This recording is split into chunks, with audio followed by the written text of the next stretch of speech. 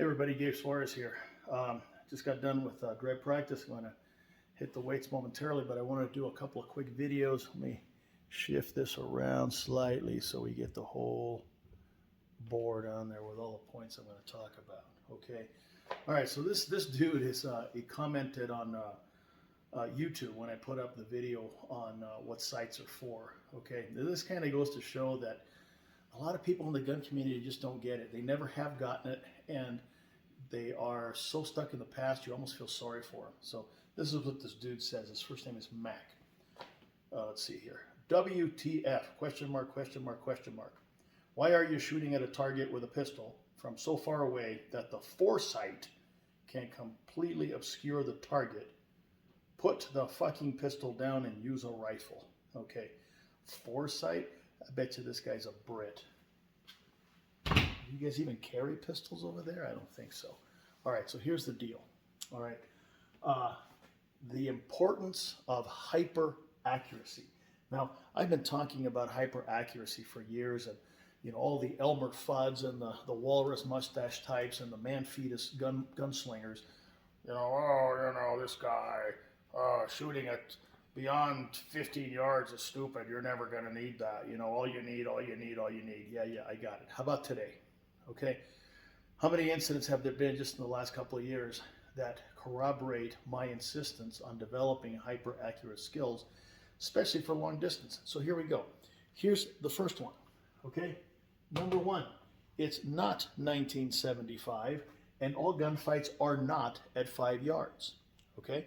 Now, that's something that the Elmer Fudd crowd, okay, those that, they like to carry a certain type of pistol. They carry in a certain way because that's how their guru carried, and all this kind of stuff. And their skills may be degrading, and so they're comfortable, shooting inside of 7 yards. And they convince themselves that all all civilian gunfights, okay, happen well inside of 7 yards. Oh, wait a minute, well inside of 5 yards. So, quote, all you need, okay, is whatever they happen to carry. Well, you know what? I say nonsense. They don't know what they're talking about. I think I did a rebuttal on one of those videos a while back where they were saying you don't need red dot sights and all that sort of thing. Listen, it's a different world today, okay? It isn't 1975, okay? So, now, here are the things. Number two, okay? Bad guys use tactics, okay? I remember as early as 1992 when I was working the gang unit, I got a call from a gunnery sergeant down at Camp Pendleton because he had a question about some of the tattoos that some recruits were exhibiting. And, so he sent me pictures of this. And these guys were legit gangsters, criminals, okay? They just had never been arrested, had never been in a situation where they developed a record, but they're part of this subculture. And I said, you know what, that's trouble. I don't know that you want that in there. Bad guys have been going into military service forever. And look, we've been at war now for almost a quarter century. Not everybody that served in the military is a good guy. Okay, I know, it's shocking, but that's the way it is. So it's quite likely and probably going to be the case that whoever you face as an adversary on the street is going to have some sort of combat military experience, okay?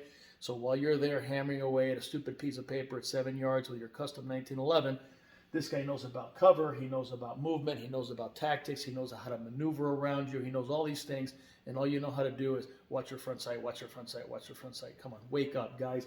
It's not 1975 anymore, and all gunfights don't happen at 5 yards, okay? Number three, we have the terrorist active shooter situation. How many of those have there been just this year, for heaven's sakes? Okay? A lot. And these are the ones that predominantly are going to require the hyper accurate and possibly long distance shots, as we have been seeing over and over and over again. All right? Now, with these guys that are using tactics, okay, maybe the only thing they expose is an elbow. Okay, I know it's not the A zone in an IPSC target, but you know what? I'll bet you if I shoot you in the elbow with a Speer Gold Dot, you're going to be diminished as a fighter after that, okay? And that may lead the path for me to put another couple somewhere else in your body and eventually eliminate you from the fight, okay? So don't think that this is your only target and this is your only target. If your adversary gives you a toe, blow his toe off, okay? And you can't do that if you don't have hyper accuracy, right? Okay. Second thing, active shooter terrorist. Okay, now I've done some training with some groups. I don't advertise this stuff because that's not what I'm all about, okay? You know, there are groups in the U.S. that are just as, you know, skilled and zealous as any terrorist in the Middle East, okay? And they get interdicted by law enforcement now and again. It rarely does it make the news, but it happens. And they have captured bomb vests and so on. They've shot these bomb vests with ammunition that law enforcement uses, center of mass, like they used to do in 1975, okay? And guess what? Boom. So there you are, you know, 7 yards away, okay? And the guy, you know, with the bomb vest yelling those foreign words that you can't understand, and you draw into a perfect Weaver stance and you hammer his bomb vest end, wait for it, boom. You're dead, he's dead, everybody around you is dead. What a Pyrrhic victory that would be, okay? How do you solve that? You go for the brain housing group, okay? Anywhere between eyebrows to mustache, corners of the eyes, this entire area. If you want to put a couple in the neck, that's okay too. And, you know, while he's yelling those loud, strange foreign words, right, just put it right in there, because you know what's on the other side of that? The medulla oblongata. We used to teach that in sniper school. Those of you who've been around know that, okay? You can't do that if all you train for is center of mass at 5 yards like it was 1975. Okay? All right. So the next thing, number 4, gunfights happen in public places. They don't happen on the shooting range when you have a perfect background and an unimpeded line of sight between you and your target. They happen in public places. And in public places, there are publics, people, stuff, innocents, nuns, orphans, okay? And they're going to get in your way and so on. Now, are you going to let this guy kill you because you don't have the accurate capability to put around in his face while there are people milling about? What a stupid thing, okay? So don't allow yourself to fall victim to the low standards of others, okay? Our standards are face shots all the way out to 25 yards, and we do this on the range in training all the time. Face shots out to 25 yards.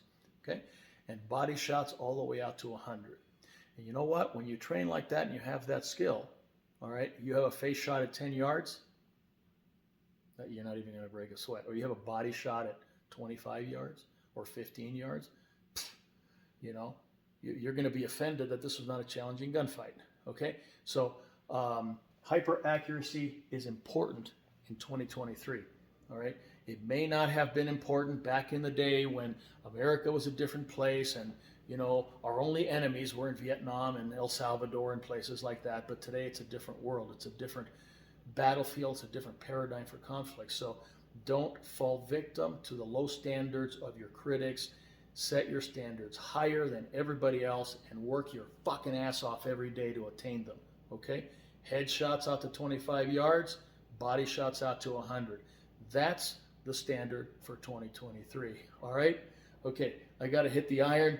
You know, guys, have a great day. Ciao.